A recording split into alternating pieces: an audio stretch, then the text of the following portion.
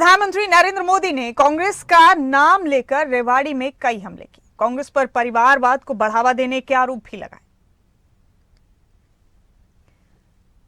उन्होंने विपक्ष पर कुछ इस तरह से वार किया। ये देखिए, उन्होंने जो बयान दिया वो इन ग्राफिक्स के जरिए आपको बता रहे हैं। उन्होंने कहा कि जितना ज्यादा कांग्रेस साजिश करती है उतना ही जनता मुझे मजबूत करती है। हरियाणा कांग्रेस में भी परिवार का मोह है। कांग्रेस के पास अपने कार्यकर्ता तक नहीं बचे। जहां कांग्रेस सरकार है वहां वो अपनी सरकार नहीं संभाल पा रहे। हिमाचल में लोगों को वेतन देने में दिक्कतें आ रही। उन्होंने ये भी कहा कि कांग्रेस अपना एक स्टार्टअप नहीं संभाल पा रही। कांग्रेस सोचती है कि सत्ता में रहना उसका जन्मसिद्ध अधिकार है। इस बार कांग्रेस ने मेरे खिलाफ सारे मोर्चे खोल दिए हैं। जितना ज्यादा कांग्रेस मेरे खिलाफ साजिश करती है उतना जनता मुझे मजबूत करती है। तो ये तमाम बातें रेवाड़ी में प्रधानमंत्री नरेंद्र मोदी ने कही। रेवाड़ी से पीएम ने हुंकार भरी और कांग्रेस पर जमकर वार किया। उन्होंने परिवारवाद को लेकर, अलगाववाद को लेकर, दहशतगर्दी को लेकर कांग्रेस पार्टी पर पूरी तरह से हमला किया और जमकर बयानों के वार किए।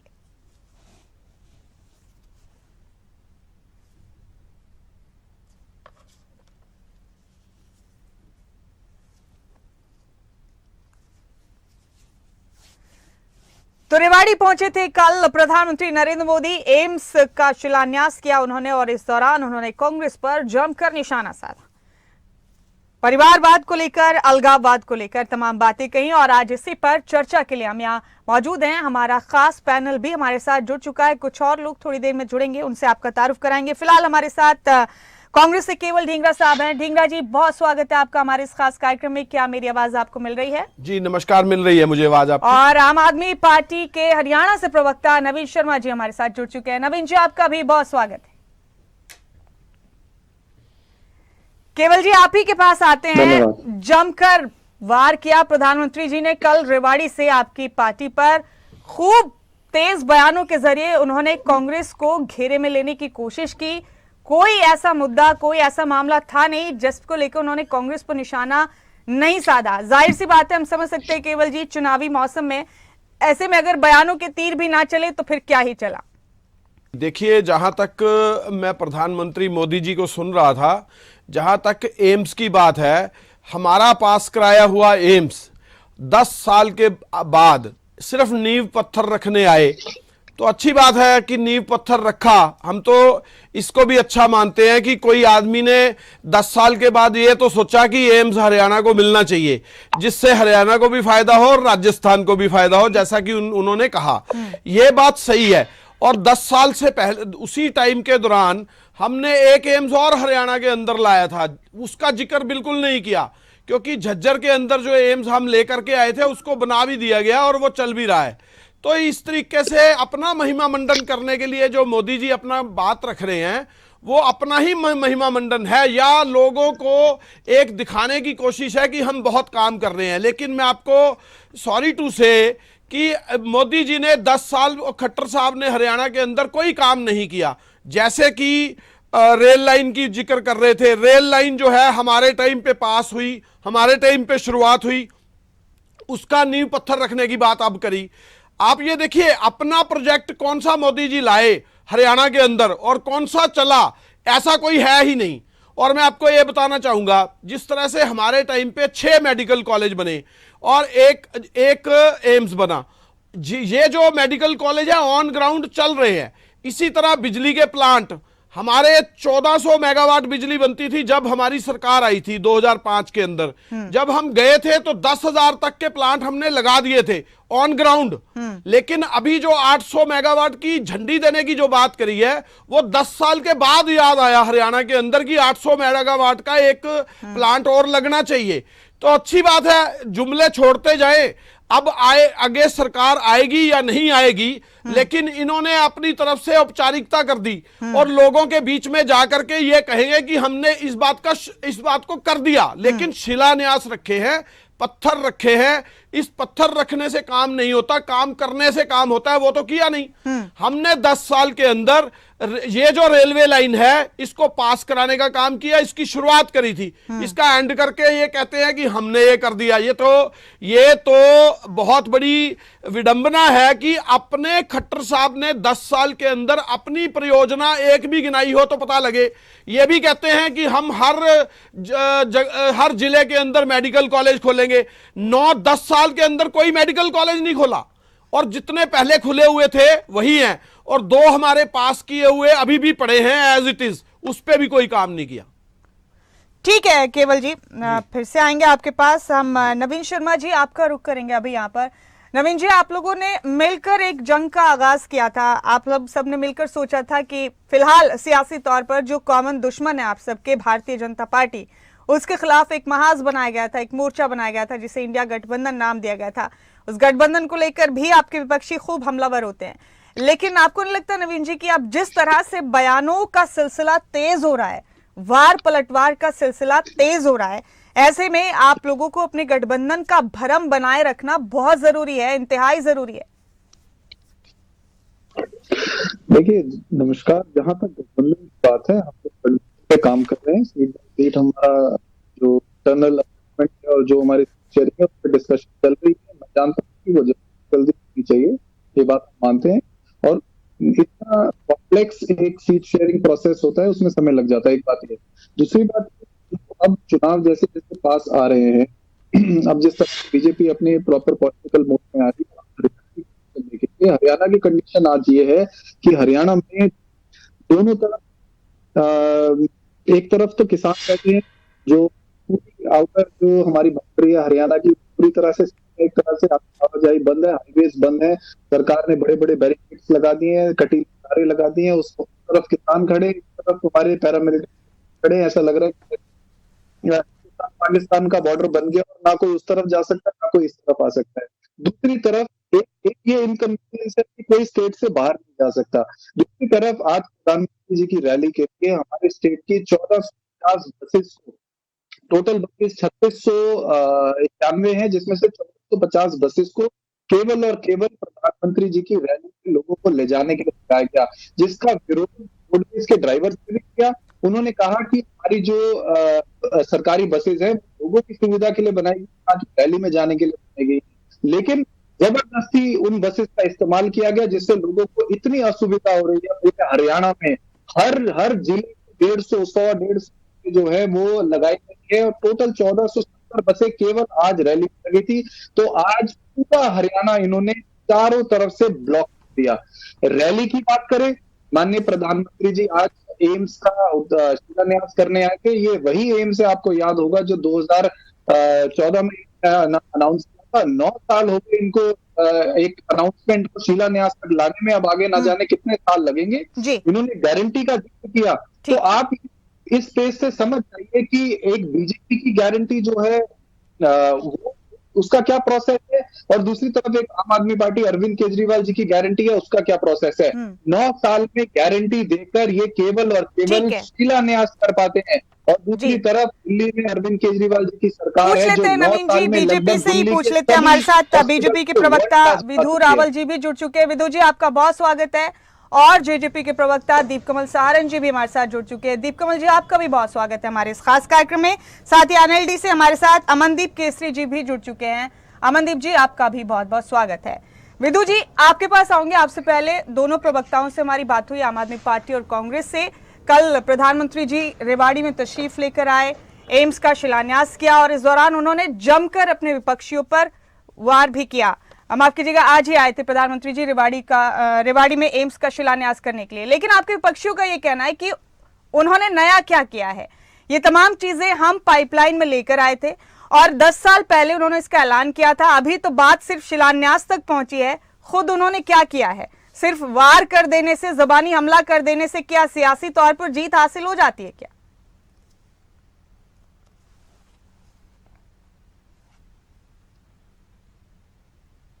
विधु जी, मेरी आवाज मिल रही है आपको?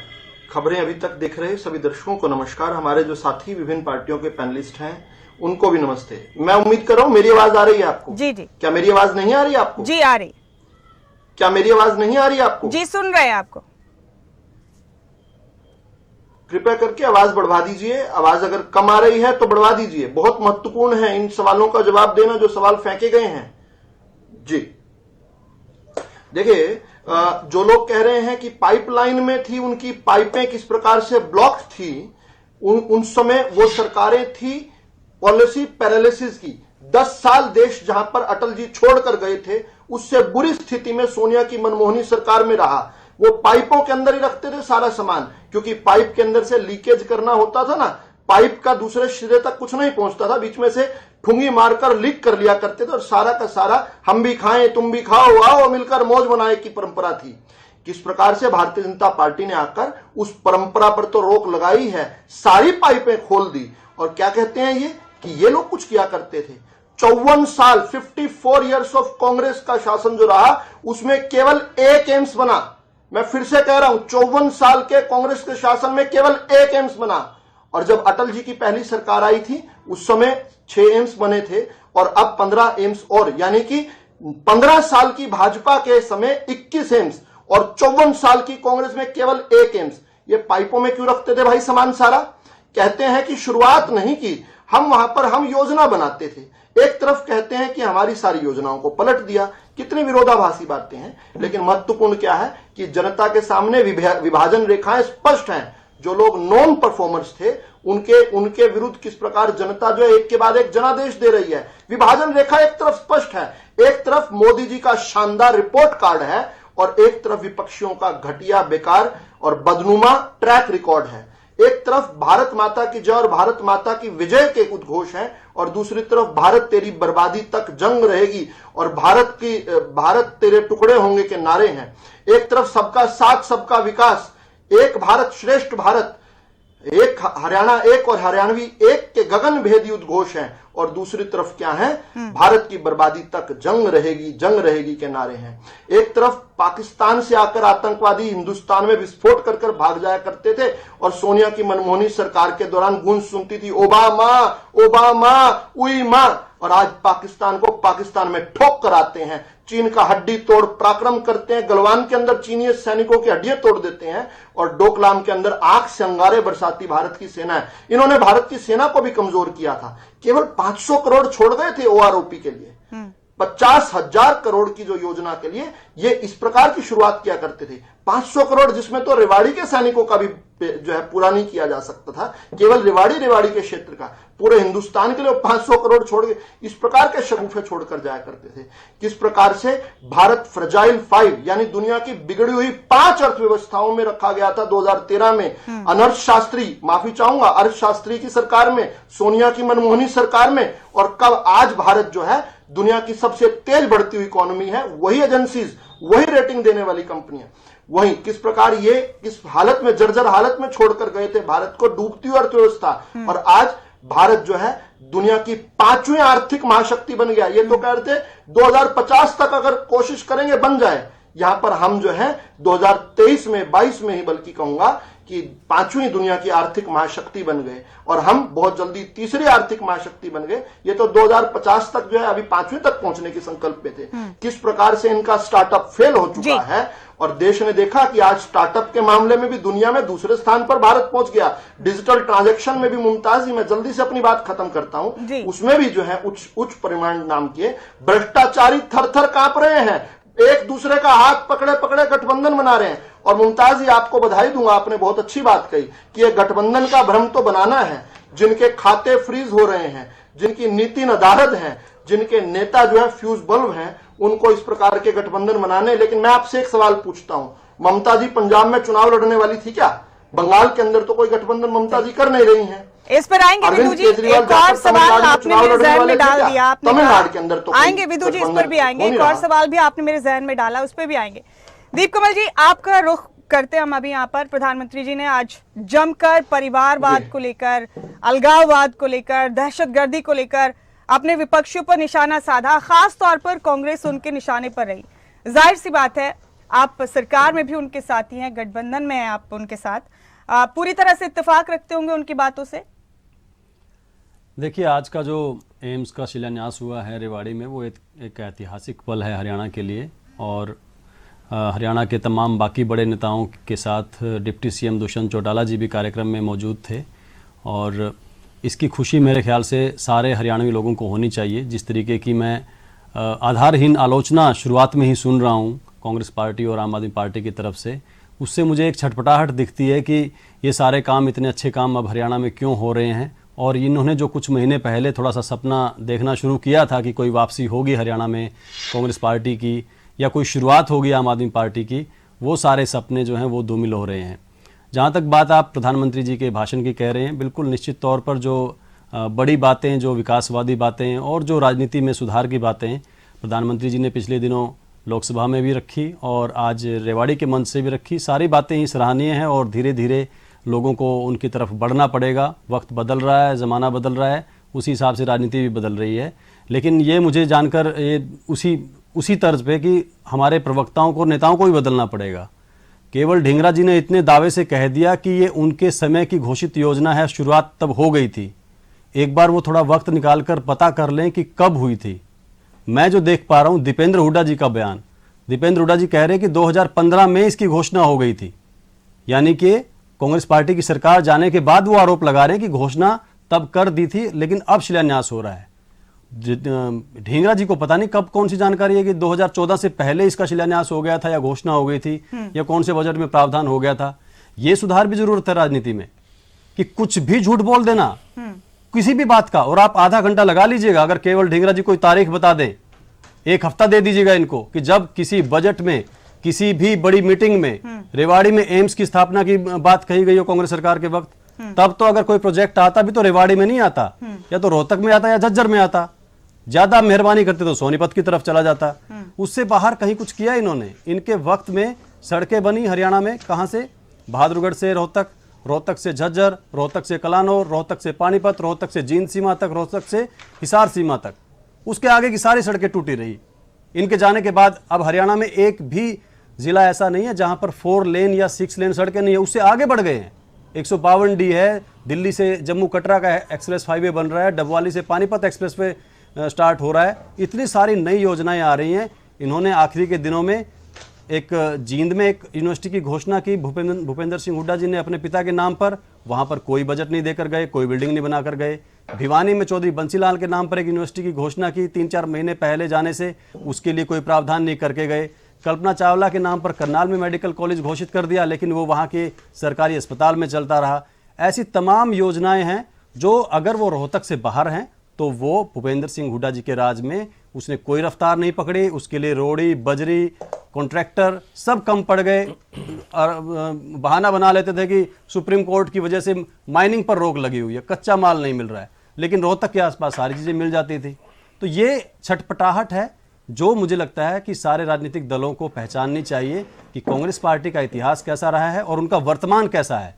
और जब वर्तमान ऐसा है तो फिर भविष्य क्या होने वाला है, ये साफ साफ दिख रहा है। एक सरकार है जो धीरे धीरे, चाहे वो इंफ्रास्ट्रक्चर की बात हो, चाहे डेवलपमेंट की बात हो, चाहे इन्वेस्टमेंट की बात हो, उन पर काम कर रही है, सुधार कर रही है। ढींगरा जी बता दें कि कुंडली मानेसर पलवल एक्सप्रेसवे जिसकी आधारशिला 2004 में ओम प्रकाश चौटाला जी ने रखी थी, वो कब पूरा होना था?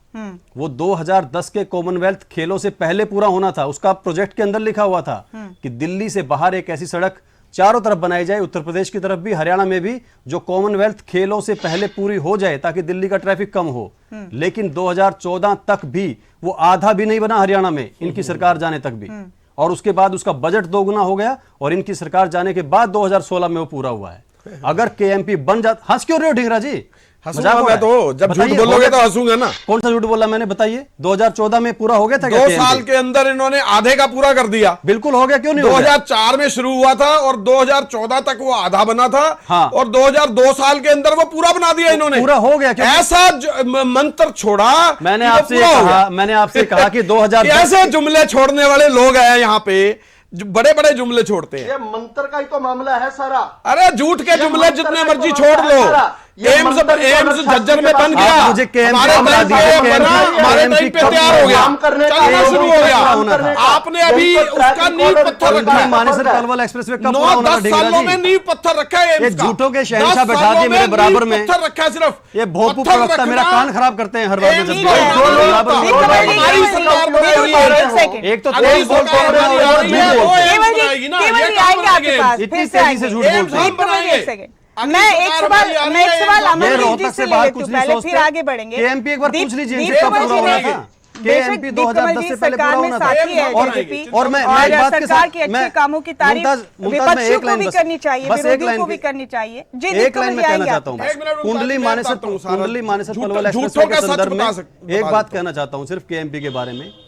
KMP को वक्त पर पूरा ना करना और उसको अधूरा छोड़ना हरियाणा के साथ सबसे बड़ा राजनीतिक और आर्थिक अपराध था। अगर KMP 2010 में पूरा हो जाता, जितनी डेवलपमेंट नोएडा, ग्रेटर नोएडा, गाजियाबाद, साहिबाबाद, वैशाली, जेवर, उत्तर प्रदेश वाले दादरी तक हुई है, उससे ज्यादा डेवलपमेंट हरियाणा में होती। ये भूपेंद्र सिंह हुड्डा की सरकार का कुशासन था, उनका आर्थिक अपराध था, हरियाणा के साथ राजनीतिक अपराध था कि उन्होंने वक्त पर उस योजना को पूरा नहीं किया। एक KMP इतने बड़े दरवाजे खोलता इन्वेस्टमेंट के और रोजगार के कि हरियाणा बहुत आगे निकल जाता। उसका सारा का सारा फायदा उत्तर प्रदेश को मिला है। ये इन्होंने इतना बड़ा अपराध किया है, इनको कई कई जन्म लेने के बाद भी इसका निर्माण नहीं मिलने वाला है। ठीक है अमनदीप जी, और मैं शर्म आपका आनी रुख चाहिए, करूं, उसको बहुत defend देर करने बाद वाले। फिर झूठों के सरदार। आएंगे इस बहस पर, इस चर्चा पर वापस आएंगे। अमनदीप जी, एम्स का शिलान्यास किया आज प्रधानमंत्री जी ने रेवाड़ी में, और मुझे लगता है कि एक काबिल तारीफ बात है, और सियासी इख्तिलाफ छोड़कर इन तमाम चीजों की तारीफ कर देनी चाहिए, इसमें कोई बुराई नहीं है, क्योंकि आखिरकार वो कोई भी सियासी जमात हो, कोई भी राजनीतिक पार्टी हो, सबका मकसद होता है जनता का भला करना, अवाम का भला कर देना। आप क्या कहेंगे इस पर, या फिर आप भी उसी बहस का हिस्सा बनना चाहेंगे? जी देखिए, कोई भी प्रोजेक्ट जनता के लिए आए और उस समय की मौजूदा सरकार उसका शिलान्यास करती है, ये समय समय पर रहा है। हमारा देश बड़ा है और दुनिया का सबसे बड़ा लोकतंत्र है और चुनावी समय है। बिल्कुल चुनाव के दहलीज पर हमारा देश खड़ा हुआ है।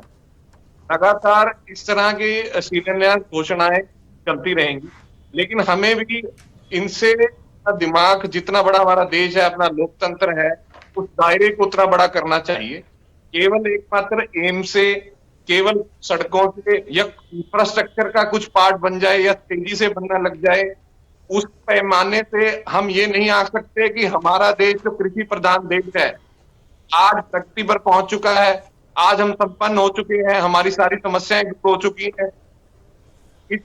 इन आकलनों से ये अंदाजा नहीं लगाया जा सकता, ये रिजल्ट नहीं निकाला जा सकता कि भाई हमें जो काम हासिल करना था वो हम कर चुके हैं। और इस बात से इत्तेफाक नहीं रखता हूं साथी प्रवक्ताओं से, खासकर की सरकार के प्रवक्ताओं से। आपकी तो दोस्त मंजिल बहुत दूर है। आपने कृषि प्रधान देश के अंदर, जहां पर हमारे पूरे देश के अंदर हमारे पास सबसे ज्यादा जो जनसंख्या है कृषि पर निर्भर करती है, दूसरी बात हमारे पास सबसे युवा जनसंख्या है पूरे के अंदर, उन दोनों को हमें सही इस्तेमाल करना था। लेकिन सरकार का ध्यान क्या है? आप बड़े सरल शब्दों में बताना चाहूंगा मुमताज जी, अगर कृषि प्रधान देश के अंदर 65% जनता कृषि पर निर्भर करती है, अगर उनका विकास नहीं होगा तो देश का विकास नहीं हो सकता। ये बिल्कुल छोटी बात है और ये भैंस के बीन बजाने वाली बात है कि 70% आबादी का विकास नहीं कर रहे। वही लड़ाई हमने लड़नी है। केवल पूंजीपतियों का विकास होता रहे, गरीब और कमीर और पिसता रहे, और ज्यादा अधिकतर जनसंख्या जो पूरे विश्व में सबसे युवा देश है और उस युवा देश के सबसे ज्यादा युवा देश पलायन कर रहे हैं, कितने शर्म की बात है। आप यहाँ पर अपनी छाती थपथपा रहे हैं। अरे कमाल की बात है, आपके जितने आपके पास रिसोर्सेज हैं, जिस काम पर देश को हासिल करना चाहिए था उससे कोसों दूर है। लेकिन ठीक है मुमताज, बिल्कुल मेरे साथी प्रवक्ता ने एक बात कही कि बदलाव की राजनीति है, वो बदलाव हमें देखने को मिल रहा है। ये भेड़िया की खाल में आता है और वो अपने आप को शेर बता रहा है। जो लोग जिनकी ना तो सेना में है, ना कभी सेना का योगदान किया, ना किसी में है, आंदोलन लड़ाई लड़ी, कुछ और काम कर, आज हम सबसे बड़े देशभक्त हैं। जो अभी तक देश का वो पूंजीपति जो आज तक टैक्स नहीं जिन्होंने किया देश का सही ढंग से, टैक्स चोरी करते रहे, वो सबसे बड़े देशभक्त हैं। इन्होंने देश के लिए आज पैदा किया, जिन्होंने बेटेक ग्रुप किए, आज उनको ये देशद्रोही बता रहे हैं। आप देख रहे हैं किसानों के साथ क्या हालत कर रहे हैं ठीक है। किसान देश के अंदर, और फिर अपनी छात्र कर रहे हैं कि भाई हमने तो विकसित कर दिया। आज मुमताज की बात होनी चाहिए। जब 2014 में हम देखते थे मोदी जी ऐड चलाते थे, अच्छे दिन आएंगे, कौन दिखाते थे? किसान को। ठीक है, क्यों नहीं दिखाते थे बाकी चीजें, केवल किसान की ऐड क्यों दिखाते थे? पूछ लेते हैं विदु जी से, पूछ लेते हैं, सरकार के नुमाइंदे हमारे पास। विदु जी, किसानों के अच्छे दिन क्यों नहीं आए? बेशरम लोग। ठीक है, पूछ लेते जी, हैं। एक मिनट, मेरी किसानों बात के पूरी होने अच्छे दे। दिन क्यों नहीं आए विदु जी? मेरी बात पूरी होने दे मैम, बीच में रहेगी मेरी बात। यही हरियाणा के नेता बड़े किसानों के बेहतरीन दिन चल रहे हैं। हाँ जी, मेरे को पूरी नहीं होने दी बात, आपने मेरे को टाइम नहीं दिया। भारत के किसान केवल जी इस आएंगे समय आपके समृद्ध पास, है। आएंगे आपके भारत का पास। किसान इस समय एक मिनट रुक जाओ, केवल ढिंगड़ा बीच में मत बोला, अमनदीप मेरे जी, बीच में मत अमनदीप बोला जी, करो। आपका सवाल अच्छी आते पहुंचा सीखो दिया है केवल मैंने ढिंगड़ा, उत्तर। अच्छी आते सीखो। चलो भाई अमनदीप, हो गया एक सीट है। बोलिए विदु जी, बोलिए। एक सीट है। चलो विदु रावल जी, पहले भी मैंने आपको बताया, अगर पर्सनल कमेंट करेंगे केवल फिर तो आप पर्सनल कमेंट मत करिए।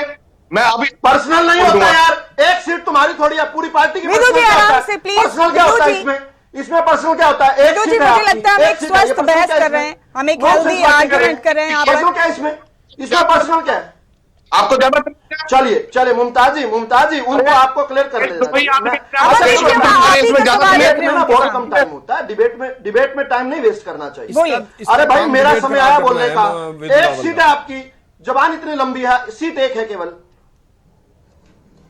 अच्छा चलो, अबे तुम्हारी एक भी नहीं थी, होती थी। देखिए विदु जी, हमने लोकतांत्रिक 10 साल देश पहले में जिसकी चर्चा एक सीट भी करते नहीं थे। हो उसको भी बात अरे करने अबे का नहीं हक बोला है, करते, तमीज से उसको बात भी है करते बात हैं, करने डिबेट का में हक। रखिए। तो बोलिए। तो देश के लोकतंत्र में बिल्कुल अमनदीप विश्वास जी, नहीं है। एक मिनट। बुलाया अरे प्लीज, मान- अमनदीप जी, प्लीज। बुलाया कीजिए, उनको भी बुलाया कीजिए, और लेकिन केवल चलिए विदु जी, बताइए किसानों के अच्छे दिन कब आएंगे इस देश में? मुमताज जी, कि वो आगे- किसानों के आप भी अच्छे अगर दिन पार्टी विदु जी बन कब जाएगी आएंगे इस तो- देश में? नहीं, मैं पहले कमेंट का जवाब दे दूं। उनको शांत आ गए हैं, किसानों के मुमताज जी आ गए हैं। पहले मैं आपके पहले कमेंट का जवाब दूंगा, जो आपने तंज कसा है उस पर आपको क्लैरिटी मिलनी चाहिए। देश में जिनकी एक सीट नहीं है उनको भी बात रखने का है, लेकिन केवल उन्हीं की बात सुनती जाए, वही सारा डिबेट का समय खा जाए, यह भी कहीं पर न्याय नहीं है। देश की अधिकांश जनता जिसको स्नेह, प्रेम और आशीर्वाद देती है, उनको भी समय मिलना चाहिए अपनी बात रखने का। केवल इस प्रकार का प्रोपोगेंडा और नैरेटिव खड़े करने वाली राजनीति जो आकर डिबेट्स में केवल यही बात किया करते हैं, उससे इतर। अब आपके सवाल पर आता हूं।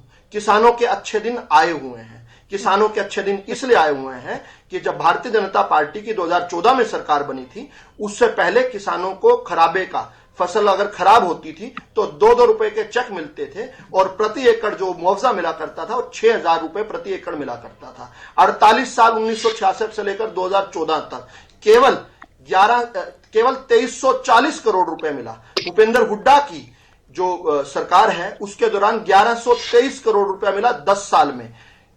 मुआवजे की बात कर रहा हूं मैं केवल। आज जब भारतीय जनता पार्टी की सरकार आई, सीधा 6,000 से बढ़ाकर 12,000 कर दिया, जो देश में सबसे अधिक था प्रति एकड़ मुआवजा, और अब वो बढ़ाकर 15,000 रुपए प्रति एकड़ कर दिया, जो भी देश में सबसे अधिक है। ये 48 साल भाजपा से पहले के सभी सरकारों को मिलाकर 2340 करोड़, और भारतीय जनता पार्टी के 10 साल के अंदर किस प्रकार 17,000 करोड़ के करीब करीब जो है आ रहा है, 8 गुना ज्यादा बढ़ गए। किस प्रकार से जोखिम फ्री खेती का हमने आयाम प्रस्थापित किया है। एक फसल का दाना नहीं एमएसपी पर खरीदा करते थे, ये केवल केंद्र की सरकार जो है गेहूं और जीरी को खरीदा करती, यानी धान को खरीदा करती थी। हम आकर यहां पर 14 फसलें, देश में सबसे अधिक, अगर कोई हरियाणा में देश के अंदर सबसे अधिक खरीद रहा है तो हरियाणा की भाजपा सरकार, हमने खरीदनी शुरू की। ये एक दाना नहीं खरीदा करते थे। किस प्रकार से किसान की जमीन को लूट और पुट कर वाड्रा और उसके दोस्तों को औने पौने दाम पर फेंक दिया करते थे। किस प्रकार से हजारों एकड़ हरियाणा की जमीन को इन्होंने वाड्रा और उसके दोस्तों को बांट दिया। आज जो है उन वाड्राओं के ऊपर भी जो है शिकंजा कसा हुआ है, और हर भ्रष्टाचारी त्राही मांग कर रहा है। किस प्रकार से ये कहा करते थे, इनके 10 साल कौन से थे? मैंने बताया, पॉलिसी पैरालिसिस के 10 साल थे, कोई भी फाइल चलती नहीं थी। जयंती नटराजन टैक्स का हम सुना करते थे, ये शब्द सुना करते थे। विदु जी, लेकिन हुड्डा साहब कहते हैं कि आपकी सरकार कर्ज लेकर घी पीने वाली सरकार है। सुना गठबंधन की मजबूरी। आप लोग बजट का ख्याल ही नहीं रखते, कर्जदार बना दिया आप लोगों ने प्रदेश को, भूपेंद्र सिंह हुड्डा ही कहते हैं अक्सर। देखिए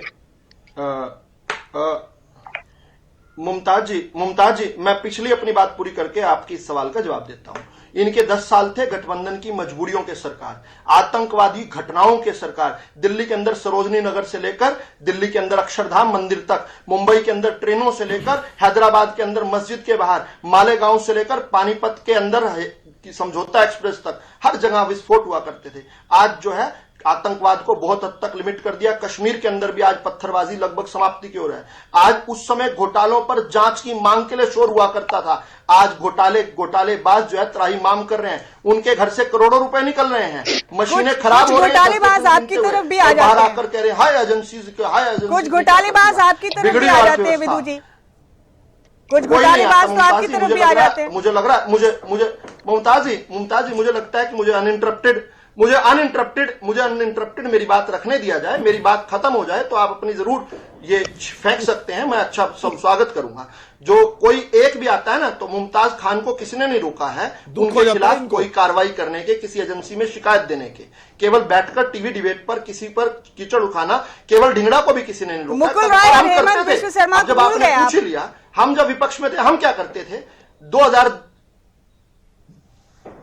हेमंत विश्व शर्मा पर, मुमताज जी आप एक जिम्मेदार चैनल की एंकर हैं, हेमंत विश्व शर्मा पर कोई जांच मामला तो छोड़ दो, देश के किस थाने में कभी आज तक एफआईआर भी दर्ज हुई है? ये नाम बार-बार भेजेंगे क्या अब? एक एफआईआर का एक मिनट ये नाम मैं पकड़ लिए बात, यही नैरेटिव है। अब मुमताज जी आपके पास समय जरूर कम होगा, लेकिन अब ये बात पकड़ लिया आपने, बहुत अच्छे नहीं, अब आपको नहीं लग रहा होगा कि बहुत वक्त से आप बात कर रहे हैं। लेकिन हेमंत विश्व शर्मा जो असम के माननीय मुख्यमंत्री हैं, अरे हमें नहीं लग रहा, आप बता दो, आप एंकर हैं, आप मुझे देश आप बहुत जल्दी हाइपर होते हैं विदु जी, आप बहुत जल्दी हाइपर कभी दर्ज हुई हो? जब कांग्रेस में था तब भी दर्ज नहीं हुई हेमंत।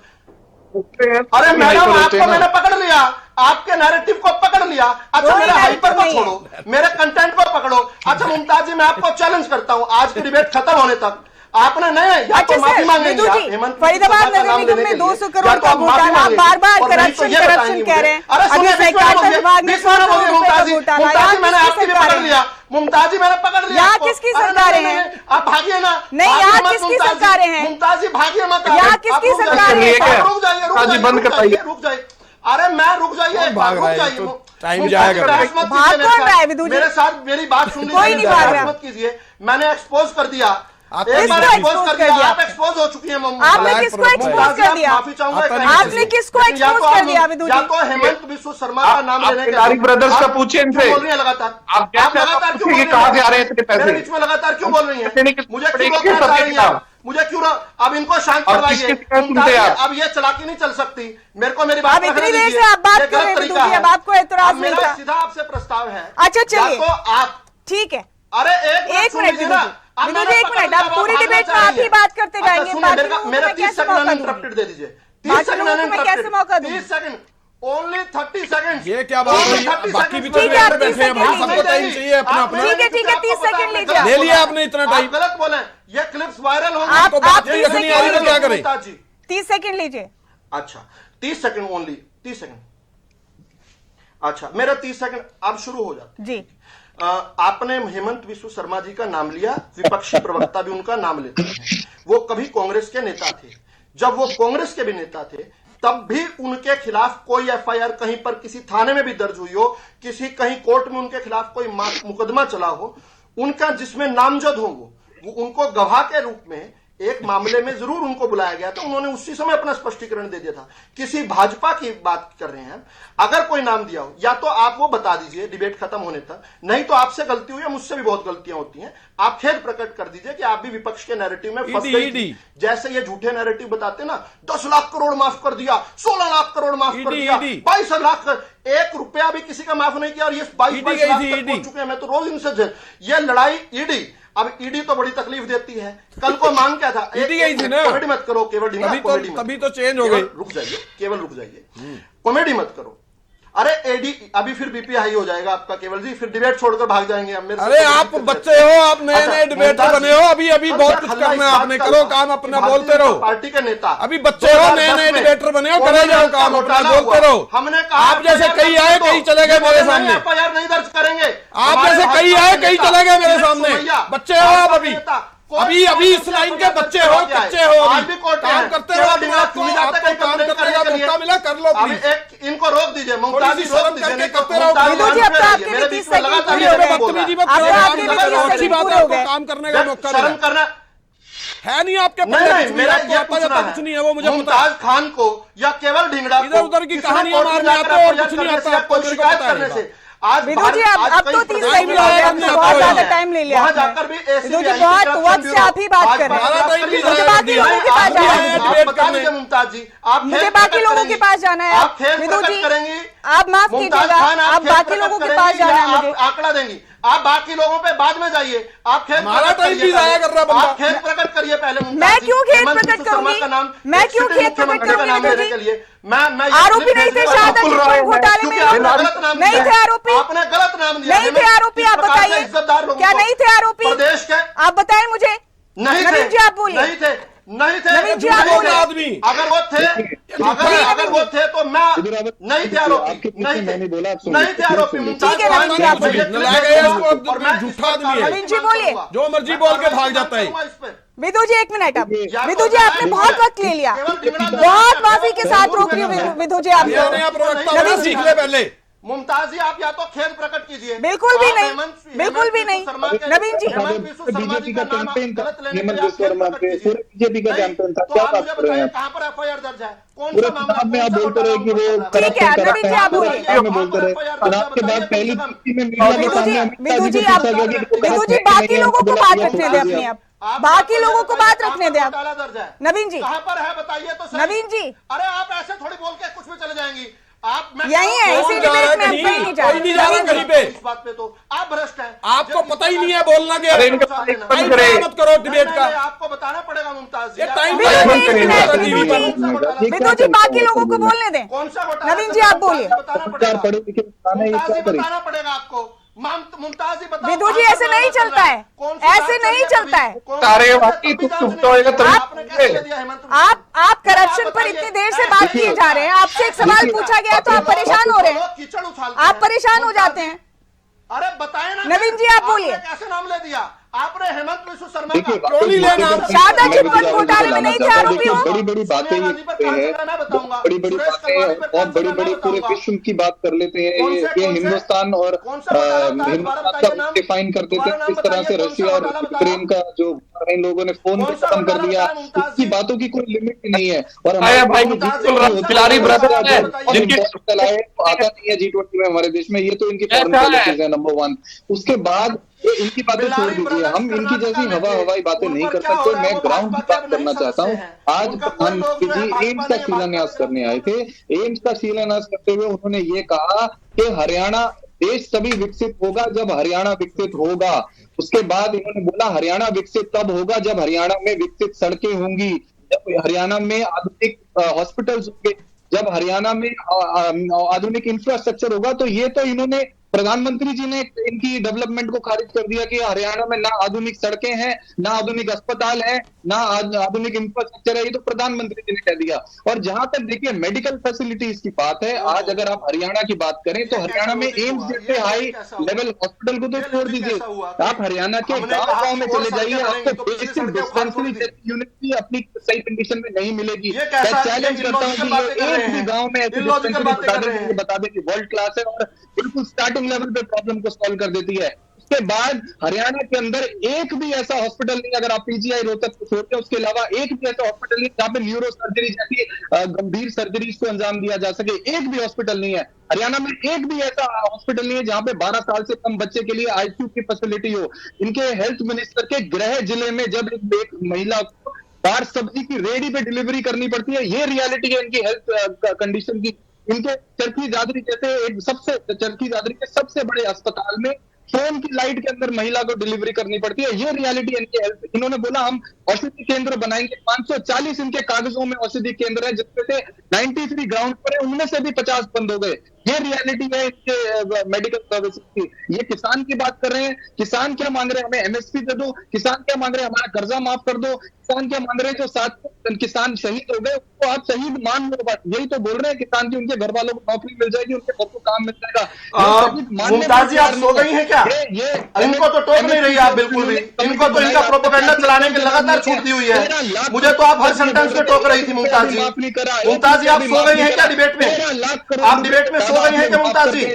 ये लगातार झूठ बोल रहे हैं, इनको टोक नहीं रही आप। मुझे तो मेरी बात रखने से रोक रही थी आप। ऐसे आदमी को मत बुलाया करो, ये डिबेट खराब अच्छा नवीन जी ठीक है, नवीन जी ठीक है, अभी वक्त मेरे पास बहुत कम बाकी। विदु जी अभी आपके पास नहीं आऊंगी, मैं माफी चाहती हूँ आपसे। केवल जी बहुत देर से कुछ कहना चाहते हैं, उनकी बात ज्यादा बजट नवीन जी प्लीज, में लगाते हैं। नवीन जी प्लीज, इनका हेल्थ और एजुकेशन पे 4%। नवीन जी प्लीज, ये रियलिटी है इनकी। नवीन जी प्लीज, नवीन जी प्लीज, वक्त की शदीद कमी है, शदीद कमी है। केवल जी, पंचकुला में निफ्ट बना था हमारे टाइम पे। मुमताज जी एक बार कुरुक्षेत्र में ढींगरा जी निफ्ट से एक बना बार था। ये पूछिए कि रेवाड़ी एम्स इनके समय में कितना बन गया था? सोनीपत में बना था। रेवाड़ी एम्स पर क्या काम हुआ था? वो एक बार वो पूछ लीजिए इनसे। रेवाड़ी एम्स पर कितना काम हुआ? एक मिनट मैं बता रहा हूँ। रेवाड़ी एम्स, अरे मैं बता रहा हूँ, एक सेकंड। रेवाड़ी एम्स, एक सेकंड बता रहा हूँ। आपने कहा रेवाड़ी एम्स आपकी योजना है। एक बार रेवाड़ी एम्स बताइए ढींगरा जी। सुनिए सुनिए, ढींगरा जी मैं जानना चाहता हूँ रेवाड़ी एम्स आपने कांग्रेस सरकार में क्या हुआ था? आपने कहा कि 15 रेवाड़ी में एम्स, पास हुआ। रेवाड़ी एम्स शुरुआत में कहा अगर कोई अच्छा काम किया जा रहा है इस सरकार मैंने नहीं में, कहा, प्रधानमंत्री दीपेंद्र जी ने हुड्डा उस ने, पर आपके सराहना नेता ने किया है। कहा। हम मैं सबको कह रहा हूं, मिलकर उसकी तारीफ करनी आपकी चाहिए। सरकार में मैंने कहा नहीं शुरू नहीं में, पहले आप ये कहिए, केवल जी पहले आप क्या केवल जी पहले वही आप पूछ कहिए कि रहे आप हैं, झूठ बोल कौन रहे सी थे। ऐसी मीटिंग आप हुई कहिए कि आप झूठ जब बोल रहे थे। रेवाड़ी में एम्स का डिसीजन आपकी सरकार के दौरान हुआ? आपने बात कहा, अगर रख रहे हैं आपने तो कहा फैक्ट कि के साथ आपकी रखिए, योजना दलीलों के साथ आपने रखिए। बात करी है एम्स की। केवल आपने कहा था ये एम्स, अरे भाई जो है मैंने कांग्रेस कहा की योजना रेलवे थी। लाइन की, आपने एम्स की बात करी है। सुन लीजिए, मैंने रेलवे लाइन और एम्स की बात करी है। एम्स आपने 15 में पहले पास किया। एम्स नहीं एक आपके मिनट टाइम सुनिए में। सुनिए, रेवाड़ी भाई, एम्स आपकी योजना अरे नहीं है भाई ना? सुन तो लीजिए दीप कमल, आपकी योजना नहीं है ना 15 में रेवाड़ी पास एम्स? किया, आज शिलान्यास हो रहा है 24 में, 9 साल के बाद नहीं केवल जी, आपने कहा था शुरू में कि आपके वक्त से पाइपलाइन में था ये सब, इसका जवाब मांगा जा रहा है। पत्थर रखने इतने साल के बाद पत्थर रखने आ रहे हैं। आपने 9 झूठ साल के बोला कि बाद। नहीं बोला ढींगरा जी? इसका मतलब इनको ढींगरा जी पता झूठ है। बोला कि नहीं बोला एक आपने? मिनट मैंने रेलवे लाइन बोला भाई। हम नहीं, एम्स भी आपने बोला था केवल जी, एम्स भी आपने बोला था। हुई थी, अब नहीं है। आपको सुनने में गलती लग रही है तो मैं कुछ नहीं कर सकता। सुनिए, मैं ये कह रहा हूं हमारे टाइम पे निफ्ट बना। सुनिए सुनिए, हमारे टाइम पे निफ्ट बना, पंचकुला में निफ्ट बना, कुरुक्षेत्र में। ये पहाड़ा बहुत बार सुन चुके हैं, ये पहाड़ा बहुत बार सुन चुके हैं आपका। ये आप जो है 10-12 चीजों का जो कर ले आते हैं ढींगरा जी हर बार। इनसे इन्हीं के बाद तो आपकी 15 सीटें आई थी, इन्हीं के बाद तो आपके सारे सांसद हारे थे। यही तो आपका इतिहास। अगर आपने ये काम पूरे करवाए होते, सारे बने हुए, निफ्ट अभी बना पिछले साल, निफ्ट अभी 2 साल पहले आपका पंचकुला चल रहा है। जिस निफ्ट का जिक्र कर रहे हो के अंदर अभी 2 साल पहले कंप्लीट हुआ है और वो चल रहा है आपके टाइम पे। ढींगरा जी आपने पहला प्रोजेक्ट बताया पंचकुला में निफ्ट। 24 में पंचकुला में निफ्ट 2022 में कंप्लीट हुआ है। कब बनाया आप कहां दो आपने निफ्ट का जिक्र कर रहे हो? आपने एम्स का एक ईंट भी नहीं रखी। आज शिलान्यास 10 साल के बाद जब जाने वाले हो तब रख रहे हो। झूठे प्रवक्ताओं का कोई मुकाबला नहीं हो सकता। देखो, झूठ जिस आदमी ने शर्म खोल के झूठ बोलने की, जो बेशर्मी से झूठ बोल सकता है उसका क्या मुकाबला करेंगे? जिसको झूठ बोलने में शर्म नहीं आ रही उसका क्या मुकाबला करेंगे? कोई मुकाबला नहीं है। आप लोगों का केवल ढींगरा जी की झूठ का कोई मुकाबला नहीं है। परिवारवाद की राजनीति कोई करते मुकाबला नहीं कर सकता हैं, इन झूठे कांग्रेसी ये भी इल्जाम प्रवक्ताओं था, ये भी कहा गया। ना खाऊंगा ना खाने दूंगा जुमला, ये सारे के सारे केवल जुमले छोड़े। चीन केवल के ढींगरा अंदर अपना नाम जो झूठा रख जगह दो। है शैतान सिंह, जहां पे ढींगरा, जो हमारे इनका कोई मुकाबला नहीं कर सकता। ये लाउड स्पीकर है, झूठे लाउड स्पीकर है ये। एक मिनट केवल ये जी आप इतने बड़े झूठे लाउड स्पीकर परिवारवाद को कोई बढ़ावा मुकाबला देते नहीं हैं, कर सकता। मैं क्या, मैं तो परिवारवाद को बढ़ावा देते हैं केवल जी आप लोग। मैं इतना तेज नहीं बोल सकता जितना तेज ये झूठ बोलते हैं। मैं इतना तेज नहीं बोल सकता। ये बहुत बोल रहे हैं वो। दीप कमल जी, अच्छा नाम दिया आपने। ये झूठा लाउड स्पीकर है, जो चीज ये लाउड है स्पीकर झूठा और ये है, फ्लो कर रहे ये हैं जो लाउड चीज है स्पीकर ही नहीं। झूठा है। हम कह रहे हैं जो चीज हमने बनाई वो मौजूद है। ये कह रहे हैं हमने नींव पत्थर रख दिया 10 साल में। अमनदीप जी आप बोलिए क्या कहना चाहते हैं? काम होता है क्या? हम बनाएंगे उसको, चिंता मत करिए। परिवार की राजनीति ना की होती केवल जी तो आप लोग कामयाब होते, ये भी कहा गया। बनाएगी परिवारवाद को बढ़ावा देते हैं आप लोग? किसको कह रहे हैं मैम? आपको कहा गया है कि परिवारवाद को बढ़ावा देते हैं आप लोग। देखिए, परिवारवाद बीजेपी के अंदर है। आज जय शाह कहां काम कर रहा है? अमित शाह का बेटा है। मुरली मनोहर जोशी का आगे कौन क्या काम कर रहे हैं वो देखिए। अडवाणी के बच्चे क्या काम कर रहे हैं? प्रतिभा, और देखिए सारे के सारे बीजेपी के अंदर परिवारवादी भरे पड़े हैं। और वीरेंद्र सिंह का लड़का वो एमपी बना हुआ है। वीरेंद्र सिंह, आप उसकी वाइफ वो वहां से एमएलए का चुनाव लड़ रही है, तो वो परिवारवाद नहीं है। अभी राव इंद्रजीत चुनाव लड़के एमपी बने हैं, उनकी जो बेटी है वो चुनाव लड़ना चाहती है, ये उनकी टिकट के लिए बात कर रहे हैं। क्या वो वहां पे परिवारवाद नहीं है? आप लोगों का परिवारवाद हो गया, हमारा परिवारवाद नहीं है। जुमला छोड़ने के लिए आते हैं सिर्फ, ओनली जुमला। 2 करोड़ रोजगार जुमला, किसान की आय दुगनी जुमला, महंगाई कम करेंगे जुमला, 15-15 लाख लोगों के खाते जाएंगे जुमला, महिला का सम्मान करेंगे जुमला, रुपए मजबूत करने की गारंटी देंगे जुमला, ना खाऊंगा ना खाने दूंगा वो जुमला। चीन के अंदर शैतान सिंह की जो मूर्ति जहां पे लगी हुई थी शहीद की, वो बफर जोन में चली गई। चलिए, वक्त बहुत कम है अभी हमारे पास, वक्त बहुत कम है। अमनदीप जी बहुत देर से इंतजार कर रहे हैं, आप कहाँ से बोलने का? अमनदीप जी मुमताज जी, वो बफर जोन में चली गई। जो मुद्दा, अहम मुद्दा है वो ये नहीं है। मैंने फिर से कहा था कि हमें थोड़ा बड़ी सोच रख के, पूरे विश्व का सबसे बड़ा लोकतंत्र है, उसके अंदर ये मुद्दे नहीं होने चाहिए कि हमने शिलान्यास किया या कब की डेट थी। ये छोटे मुद्दे हैं। और बार बार मेरे साथी प्रवक्ता ने देखिए क्या जवाब दिया कि कृषि प्रधान देश के अंदर, इतने बड़े देश के अंदर जिसमें मैक्सिमम जनता कृषि पर आधारित है, कि हम मुआवजे सबसे ज्यादा दे रहे हैं। हम रेट नहीं देंगे, हम न्यूनतम समर्थन मूल्य नहीं देंगे, जो उनका जायज हक है, जो संवैधानिक हक है, मुआवजे सबसे ज्यादा देंगे। मुमताज जी, 2024 के चुनाव के अंदर सबसे बड़ी लड़ाई ये है कि अलमारी को पीछे से काटकर संवैधानिक हितों का वो बच पाएगा नहीं किया था ओम प्रकाश चौटाला जी ने। है कि जो लोकतंत्र को नहीं मानते, जो संविधान को नहीं मानते, काटकर पात्र लोगों का चूल्हा नहीं बुझाया था क्या? छूत क्या इनेलो की सरकार करने की प्रथा है, चरम पर नहीं था क्या? तिहाड़ के अंदर क्यों गए थे? वो भारतीय लोकतंत्र में किस तरह से पाएंगे? पूंजीपतिवाद को बढ़ावा दे रहे हैं और हमारे लोकतंत्र के लिए बहुत ज्यादा घातक है। उत्कृष्ट उदाहरण है। टैक्स चोरी की बात करते हैं, बड़ी स्मगलिंग से लेकर अलमारी फेल हो गई है बीजेपी के लोगों को अपनी बंद कर दी पाइपलाइन सारी, इन्होंने पलट दिया पाइपलाइनों को सबको। में जाते हैं, एक बार नहीं 2-2, 3-3 बार जाते हैं। पाइपलाइनें सारी बंद पड़ी हैं। 10-10 साल में शिलान्यास करने आते हैं, पाइपलाइनें बंद करके। ठीक है, मैं आखिरी कमल जी आपसे लेना चाहती हूँ इस लगी हुई है मुमताज जी, सरकारी खत पे नहीं लगी हुई। बीजेपी अपना मुस्तकबिल, अपना फ्यूचर किस तरह से देखती है? लोकसभा चुनाव में किस तरह से आगे जाएंगे? ये सवाल खास तौर से पूछा जाता है हमारे दर्शकों की तरफ से, प्रदेश के अवाम की तरफ से। ये देखिए, ये सवाल आपसे जब भी पूछा जाए तो आप हमसे भी पूछ सकते हैं, और हमारी पार्टी के सारे वरिष्ठ नेता इस पर बार बार अलग अलग मौकों पर अपनी बात रखते भी रहते हैं। हमारी पार्टी ने सभी 10 लोकसभा सीटों पर और सभी 90 विधानसभा सीटों पर तैयारी शुरू कर रखी है। 6 लोकसभा सीटों पर हमारी रैलियां भी हो चुकी हैं, और इकलौती पार्टी है हरियाणा की जिसने लोकसभा लेवल की रैलियां की हैं अब तक। और हमारी आने वाले दिनों में भी एक बहुत अहम बैठक होने वाली है, जिसके अंदर आगे की जो लोकसभा की जो रणनीति है वो आपके सामने बिल्कुल स्पष्ट हम कर देंगे हमारी पार्टी की तरफ से क्या होने वाला है। दूसरी बात, जहां तक राजनीतिक रूप से देखिए, ये बात बार बार होती है कि गठबंधन है या आगे रहेगा, क्या रहेगा, ये लोगों के हाथ में सीट भी नहीं है। कोई भी पार्टी जो मजबूत होती है, जो सशक्त होती है सरकार बनाने के लिए या अपने मनमाफिक नतीजे पाने के लिए, कोई गठबंधन खुशी खुशी राजी होकर नहीं करता है। ये जनता पार्टियों को मजबूर करती है, चाहे चुनाव से पहले यमुना पार हो गए, चाहे चुनाव के बाद यमुना पार हो गए, एक भी सीट नहीं आएगी।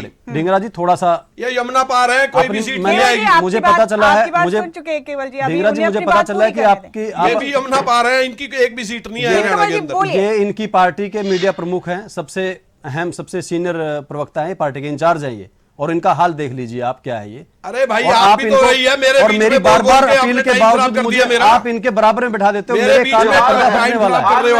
ये इतने बड़े भोंपू हैं और झूठ बोलते हैं, इतनी तेज आवाज में झूठ बोलते हैं कि कोई बर्दाश्त नहीं कर सकता। दूसरी बात, मैं एक बात का जवाब देना चाहता हूँ बीच में। आम आदमी पार्टी के प्रवक्ता ने बीच में बाकी तमाम बातों के बीच में सड़कों का भी जिक्र किया कि सड़कें भी हरियाणा में अच्छी नहीं है। वो चूज कर लें हरियाणा में किस जिले से किस जिले में जाना चाहते हैं, किस शहर से कहां तक सी- जाना कोई चाहते भी हैं। सड़क नहीं बनाई मैं इन्होंने। उनको एक सब अच्छी जुमला सड़क है। बताऊंगा एक जो भी कि सड़क acquire जो नहीं कि करी। कांग्रेस पार्टी एक का भी सड़क प्रशासन acquire जाने नहीं के करी इन्होंने। बाद बनी है। ठीक है, एक भी शहर ठीक से है। दूसरे शहर में माफी जाने का चाहूंगी रास्ता आप नहीं सभी दिया। से, मैं उनको वक्त रास्ता खत्म हुआ जाता है, बताऊंगा। वक्त की 4 लेन नज़ाकत रास्ता है, हमको बताऊंगा, शो 6 को एंड लेन करना रास्ता होगा। बताऊंगा। नवीन जी एक बहुत जो बहुत कांग्रेस के मैं अब वक्त नहीं दे पाऊंगी। दीप कमल जी बहुत शुक्रिया आप सभी का, अमनदीप जी, विधु रावल जी, केवल ढींगरा जी और नवीन शर्मा जी, आप सभी का बहुत बहुत शुक्रिया हमारे साथ हमारे इस खास कार्यक्रम का हिस्सा बनने के लिए। चर्चाओं का दौर भी जारी है और वार पलटवार का सिलसिला भी जारी है। लोकसभा चुनाव बिल्कुल सर पर है और हरियाणा में विधानसभा चुनाव भी जल्द होने हैं। अब देखना होगा कि कौन किस पर भारी पड़ेगा। फिलहाल तो सूरत हाल ये है कि बहुत गरूर है तुझको ऐसा फिरे तूफान, मुझको भी जिद है कि दरिया के पार जाना है। फिलहाल हमारे इस खास कार्यक्रम में इतना ही, मुझे नहीं इजाजत, नमस्कार।